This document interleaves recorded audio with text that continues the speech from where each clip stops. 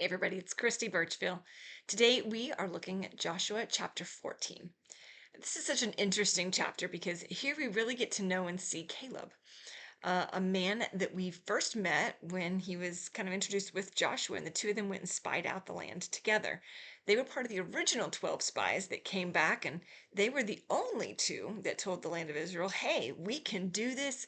Yeah, these people are big, they're huge, but God's got this and we can make it happen. They were outvoted, and as a result, the children of Israel ended up wandering around the desert for 40 years. Fast forward, now we meet Caleb again. He has been allowed to live, and he comes back to Joshua now and says in verse 10 of chapter 14, he says, now then, just as the Lord promised, he has kept me alive for 45 years since the time he said this to Moses, while Israel moved about in the wilderness. So here I am today, 85 years old. Caleb had remained faithful and he knew what God had promised him, even though it took 85 years to come to completion.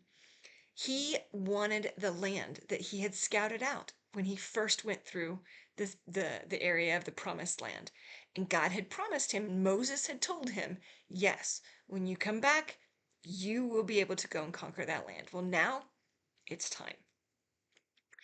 Here's the thing that I want to make sure that we understand. We have to stay faithful. We have to continue moving forward.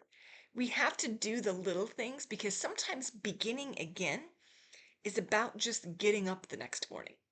It's about making that next step to say, yes, I will do this. Yes, I will do this. I will do one more thing because that next step is hard and sometimes we struggle through it.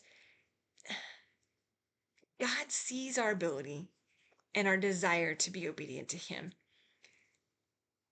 And Caleb wanted to make sure that God understood it didn't change, even as he got older. He was still committed to God. He was still wanting to fulfill the purpose that God gave him. And he was ready and willing to go, even after all that time. What about us? Are we staying faithful in the day to day, the moment by moment decisions where we choose obedience? That's the hard part. The end of the race is always harder than the beginning. We have to continue to make sure that we are being obedient and that we are doing one thing at a time just to follow in exactly what God has us to do.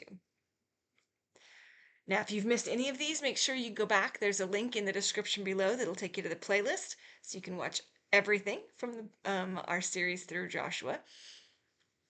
And make sure you subscribe so that way we can see you bright and early tomorrow morning with our next chapter through the book of Joshua.